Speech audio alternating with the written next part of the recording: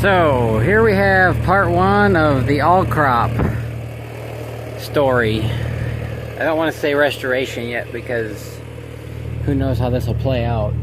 I sure don't. Tarp blow away. I went around and greased everything up. I want to try turning it over just to see what it does, how it's going to react, if it's tied up or anything. So I put the H on it because it's got a independent, let's see, yeah, I think it'd be independent PTO, or I don't know, whatever they'd call it.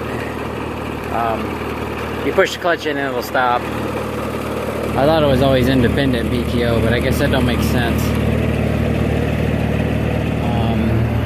So we'll ease into it and see what happens.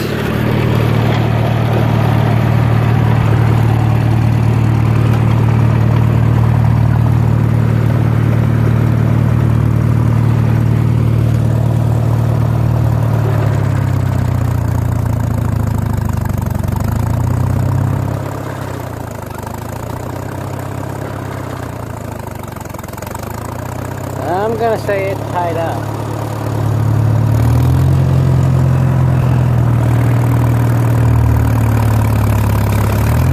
Oh, we got some spinach.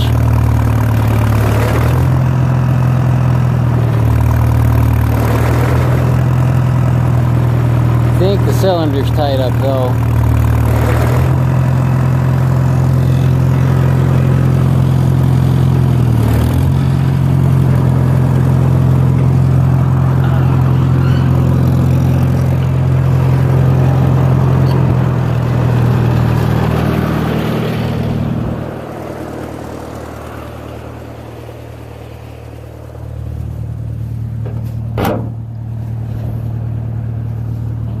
Little thing that holds the door open.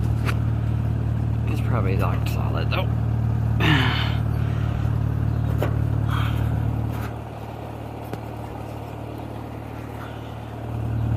Come on now. We're gonna need lots of penetrating oil for this thing.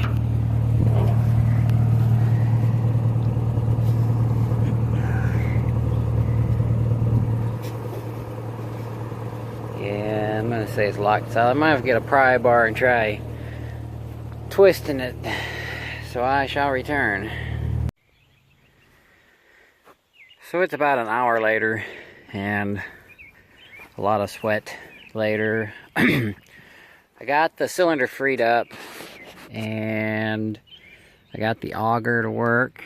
The gearbox down here is a little stiff to shift.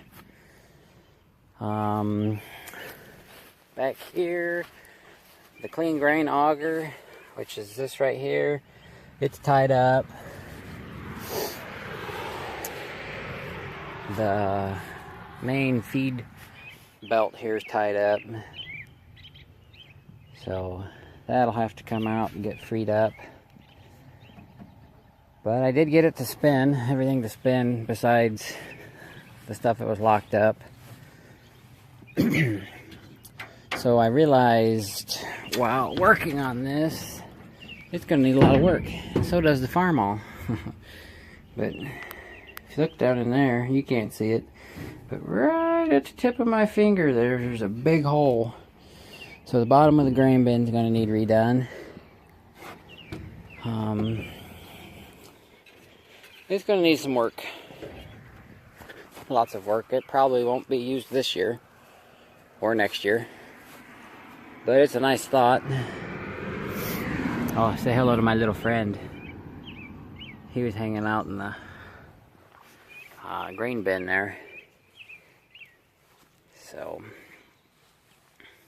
Farmall, it started running like crap again.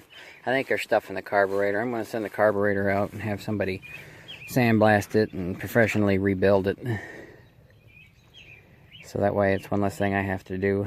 Because I don't have good luck rebuilding carburetors. I had a one-on-one combine. I tried to rebuild the carburetor on it, and I think I did more harm to it than I would have if I just left it alone. So, I'm gonna get a tarp out on this thing tomorrow probably. I gotta go into work early tomorrow. We're pouring concrete, my favorite. Concrete, I swear, is gonna be the reason I quit this job. I just can't stand concrete. It's not so much the concrete, it's the pace they want it done at. They just go, go, go. No break. So, yeah, this will be part one of the all crop series. I'm going to spend some time watching, let me think, Do Farms a Bit. His channel. He's got some videos redoing old pull type combine. I'm going to spend the next few days watching his videos just to see how that went. And hopefully you'll see this one restored and the Farmall H restored and in use.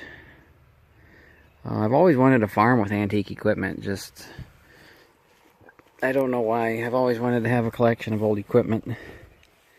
I'm slowly getting there. I always wanted a combine to take to shows, because you don't ever see any combines at shows, it seems like. This one might not be a good show combine either, because it's so wide. What I'd have to do is, if I wanted to take it to a show, because there's a show right down the road from the house, maybe, I don't know, a little bit less than half an hour. It's probably 15 miles. I could make me a custom hitch that would put the tongue right about there. Go from here over and back. My finger looks like a little ghost. But I could make a little hitch that would swing it over, because if not, it's way out in the other lane. What is this guy doing? I don't know. But this will be put on the back burner for a while. It won't get much done. If anything gets work done, it'll be the Farmall. But with me buying that house, it'll be a while.